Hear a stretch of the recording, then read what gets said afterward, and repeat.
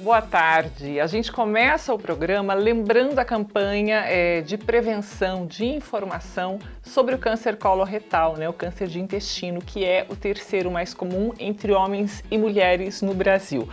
A boa notícia é que existe um exame que pode prevenir, que pode evitar esse tipo de câncer. E quem vai explicar pra gente que exame é esse é o coloproctologista Gustavo Curashi. Boa tarde, tudo bem, doutor Gustavo? Boa tarde, Soraya. Mais uma vez, obrigado pelo convite. Estamos aqui à disposição para esclarecer qualquer dúvida que os nossos telespectadores tenham sobre o assunto. Que bom, doutor Gustavo. Eu é que agradeço, viu? Eu quero saber por que a colonoscopia é conhecida como o exame que salva vidas. Bom, a colonoscopia ela tem algumas características que são bastante importantes na investigação do nosso intestino, né? Principalmente do nosso intestino grosso. Ele tem a capacidade de visualizar. Então, primeiramente, a gente consegue detectar se existe alguma alteração ou não. E esses aparelhos são tão modernos hoje que a gente consegue, nesse momento, já praticamente diferenciar se eles são benignos, né, bonzinhos, ou malignos. No momento do exame, vocês conseguem ver a questão do pólipo ali, é isso? Isso. No momento do exame, nós conseguimos diferenciar. Não é 100%, mas com a experiência, com a qualidade dos nossos equipamentos, a gente já consegue, pelo menos, fazer uma triagem. O segundo passo é que muitas dessas lesões, nós conseguimos removê-las. A gente consegue retirar a lesão já no ato do exame. E sabendo que a primeira lesão do intestino ela é benigna, e depois, com o tempo, ela vai aumentando e se torna maligna, se a gente remover ela no início, a gente está prevenindo que ocorra uma lesão ou que essa lesão evolua para um câncer. Então, por isso que a colonoscopia acaba sendo o melhor exame, porque ela consegue ver, consegue diagnosticar e remover. Então, a partir daí, a gente consegue prevenir um futuro câncer que possa aparecer. Um espetáculo esse exame, né, doutor Gustavo? Vamos falar um pouquinho dos momentos que antecedem esse exame. As pessoas precisam fazer um preparo, né? Não é assim só agendar e chegar no dia e fazer. O que acontece antes do exame de colonoscopia, doutor?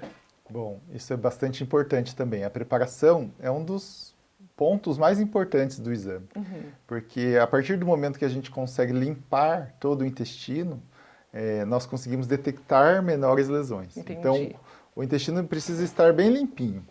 Então, alguns dias antes, nós orientamos a redução de alguns alimentos que são mais difíceis de fazer digestão. Então, nós orientamos uma dieta mais restrita para que facilite essa preparação. Na véspera, né, um dia antes do exame, nós começamos um processo de limpeza, através de alguns laxantes potentes, que vão fazer com que esse intestino limpe totalmente para que a gente possa executar esse exame de uma melhor forma possível. Doutor Gustavo, quem deve fazer a colonoscopia? Por exemplo, só quem tem histórico de familiar com câncer de intestino? E com qual idade se deve começar a fazer o exame? Nós podemos dividir em dois grupos, tá? Então, o grupo 1, vamos dizer que são aqueles pacientes que tenham sintomas. Então, alguns pacientes vão ter sintomas de alarme.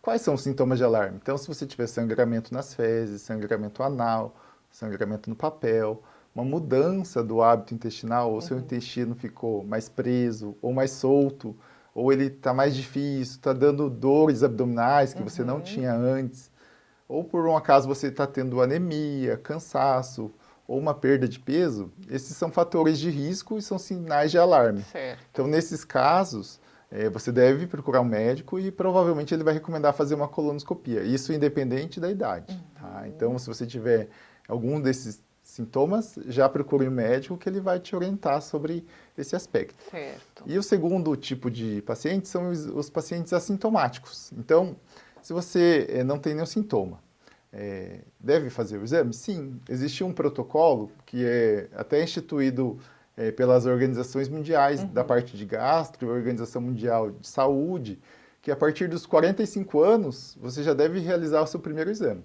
independente de ter sintomas.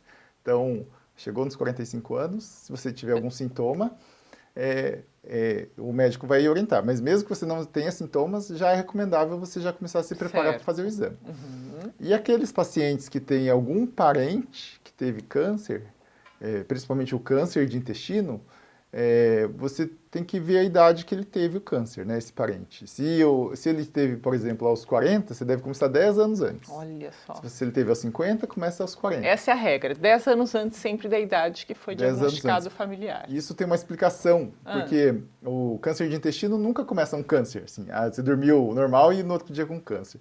Ele começa com essas pequenas lesões que a gente comentou, que são chamadas de pólipos.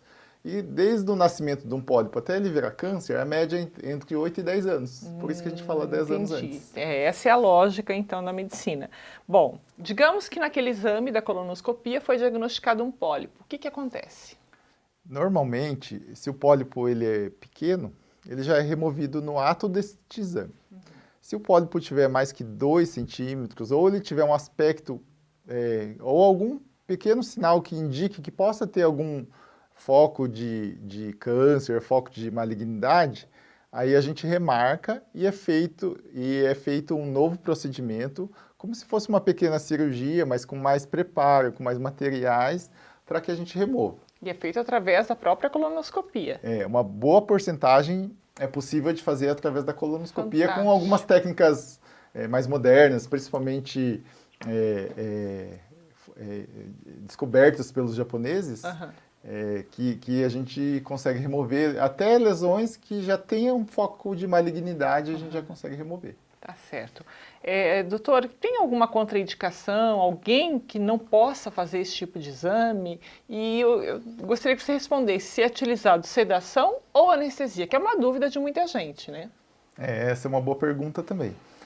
Normalmente, pacientes que têm muitos problemas cardiológicos ou o estado de saúde muito debilitado, nós temos que avaliar muito bem o risco e o benefício. Certo. Então, se o paciente tem um problema cardíaco muito sério, vai depender de uma avaliação cardiológica para que se possa fazer. Se o paciente é muito idoso, ele talvez precise de uma avaliação de um geriatra ou de um médico especializado, do anestesiologista, para decidir se ele tem condições de fazer. E porque neste exame a gente utiliza uma sedação. Né?